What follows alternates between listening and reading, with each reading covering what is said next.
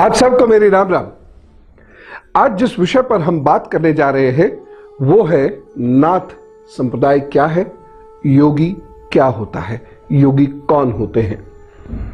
और यह बात करने का एक विशेष संदर्भ है और संदर्भ यह है कि एक महान पीठ के महंत, एक योगी श्री आदित्यनाथ जी ने उत्तर प्रदेश का मुख्यमंत्री पदभार ग्रहण किया है, इसे सुशोभित किया है। और उनके इस पद पे आने के बाद बहुत सारे लोगों के मन में यह जिज्ञासा उत्पन्न हुई, ये योगी क्यों लिखते हैं, ये नाथ क्यों लिखते हैं।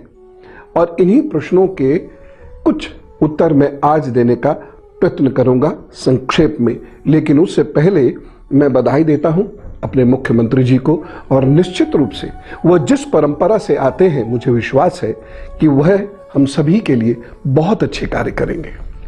मैं अपने आश्रम परिवार की ओर से भी उन्हें बहुत साधुवाद और बहुत बधाइयां देता हूं।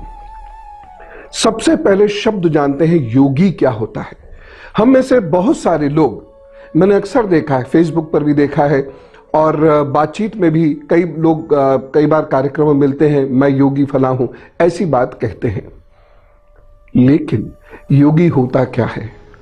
जिस व्यक्ति को अपनी चेतना के परम तक पहुंचने का लाभ प्राप्त हो चुका हो और जिसको अपनी इंद्रियों पर नियंत्रण हो चुका हो, वह व्यक्ति योगी होता है। आज के दौर में योगी कौन है? जो आसन कर सकते हो, और जो व्यक्ति जितना क्लिष्ट आसन करेगा, जिसे देखकर जनता को बड़ा मजा आता है, उस व्यक्ति को उतना ही बड़ा योगी मान लिया जाता है, चाहे उसकी चेतना का विकास हो रहा हो अथवा ना हो रहा हो, चाहे वो व्यक्ति अपनी इंद्रियों के वश में हो, चाहे वह व्यक्ति अपनी इंद्रियों को वश में कर रहा हो, उससे कोई मतलब नहीं है। कौन कितना पैर मोड़ सकता है, पैर घुमा के कितनी गर्दन घेर सकता है, इस बात पर योगी होना अथवा ना होना डिसाइड होता है। Yogi means the person whose consciousness is on the peak of it. Yogi means who has controlled his vasana, his desires. अब यह योगी होना नाथ से कैसे जुड़ता है, यह बताता हूं। भारत में दो विशेष परंपराएं चली आ रही हैं। एक परंपरा तो तप की है, वैष्णव परंपरा है। शैव में भी एक परंपरा तप की है, लेकिन एक परंपरा हठ योग की है, जिसमें भगवान दत्तात्रेय को अपना भगवान माना जाता है। दधीजी को भी इसी में गिना जाता है, घेरंड ऋषि को भी इसी में गिना जाता है।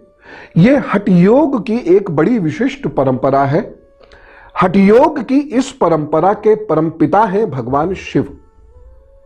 तो जो नाथ संप्रदाय है, यह भी हठ योग के उसी ही संप्रदाय का एक हिस्सा है। मैं बहुत गहराई में नहीं जा रहा हूं, अभी प्रारंभिक ज्ञान की ही हम बात कर रहे हैं। ऐसी ही एक परंपरा बुद्धिज्म में भी है, ऐसी ही एक परंपरा जैनिज्म में भी है, वहां नाम अलग है।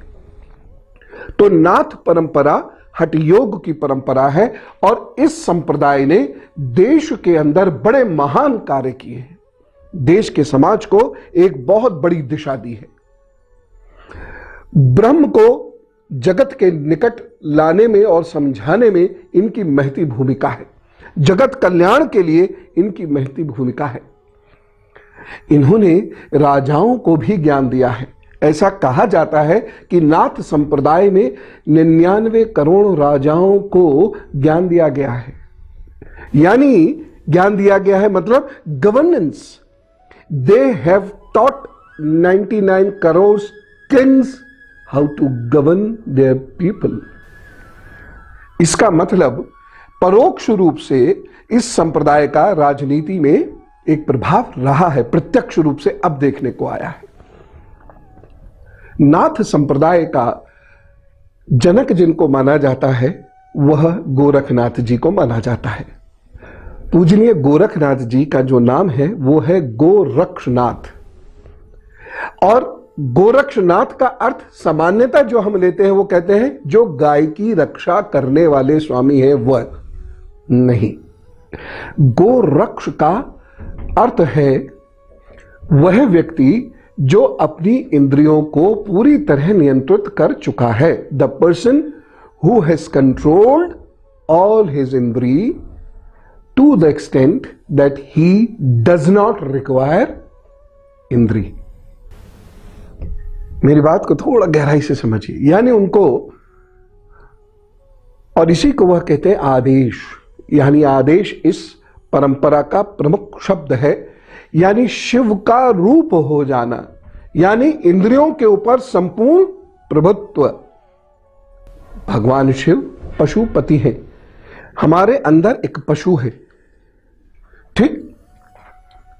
और यह पशु का मतलब गाय बैल भैंस आदि नहीं है, शेर बाघ आदि नहीं है।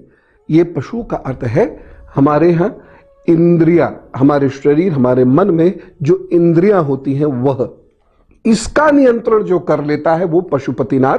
और उस संप्रदाय में जो धरती पर जिनका अवतरण माना जाता है, शिव का अवतरण माना जाता है, वो है गोरक्षनाथ जी। श्री मछेंद्र नाथ जी महाराज इनके गुरु हैं। वैसे मछेंद्र नाथ उनका नाम हम कह देते हैं, उनका वास्तविक नाम है मत्स्येंद्र नाथ। तो ये जो नाथ संप्रदाय है, ये शिव जी की पूजा का, हठयोग का वह संप्रदाय है जिसमें योगी उत्पन्न होते हैं, यानी वह लोग जिन्होंने अपनी इंद्रियों पर नियंत्रण कर लिया है और वह अपने अंदर के पशु को नाथ चुके हैं। यानी जो सांसारिक सुखों में डूबने वाली प्रवृत्ति है, यानी पशु प्रवृत्ति, पाश्विक प्रवृत्ति, वह उसको नाथ चुके हैं। ऐसे योगियों का यह संप्रदाय है। यह सरलता से प्राप्त नहीं होता। जो योग वर्ड है, शारीरिक योग तो आप महीने, 2 महीने, 6 महीने, साल भर में बहुत प्रवीणता से सीख सकते हैं, लेकिन इंद्रियों को नाथने वाला योग आसानी से प्राप्त नहीं होता। यह बेहद कठिन है।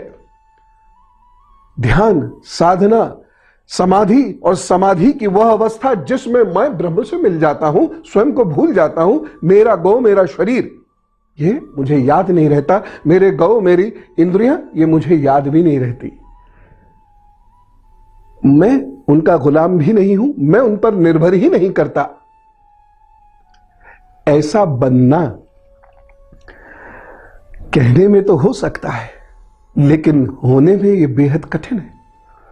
शरीर को साधना बहुत सरल है, लेकिन मन को साधना बहुत कठिन। और यह बात इसलिए भी बहुत प्रासंगिक हो जाती है क्योंकि हम पिछले कई दिनों से थॉट प्रोसेस, माइंड और माइंड पर बात करते चले आ रहे हैं। तो इन विचारों को साधना ही सब जब सरल नहीं है, तो विचारों को नाथना कितना सरल होगा। जब इन विचारों को एक दिशा देना सरल नहीं है, तो इन विचारों का नाथ बनना कितना कठिन होगा। यह है प्रक्रिया जिसको पकड़कर, जिसको नाथ कर कोई व्यक्ति योगी बनता है। तो आज हमने जाना योग क्या है, योगी किसे कहते हैं, और नाथ संप्रदाय का बेहद संक्षिप्त इतिहास। ये संक्षेप में आज मैं इसलिए बता रहा हूं क्योंकि बहुत सारे लोगों की जिज्ञासा थी माननीय मुख्यमंत्री जी के नाम को लेकर, उनके संप्रदाय को लेकर, जो बड़ा नेचुरल है।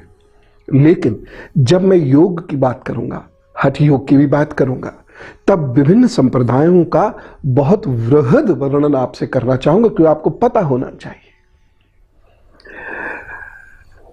और यही बात क्यों, हम व्यापारियों की भी बात करेंगे, हम नौकरी में कैसे आगे बढ़ा जाएगा इसकी बात करेंगे, हम जो लोग उदास हो जाते हैं उनकी भी बात करेंगे, जो विद्यार्थी पढ़ नहीं पाते हैं उनकी भी बात करेंगे। बहुत सारी बातें करेंगे और करते रहेंगे। कहां?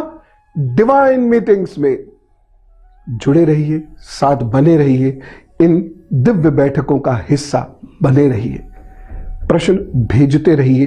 कोई सलाह हो तो जरूर भेजिएगा, मैं प्रतीक्षारत रहूंगा।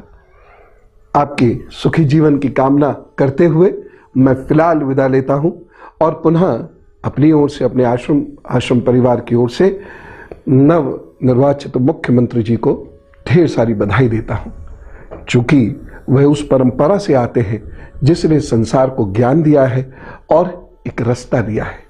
तो पूरी उम्मीद है यह परंपरा कायम रहेगी ही रहेगी। राम राम, भारत माता की जय।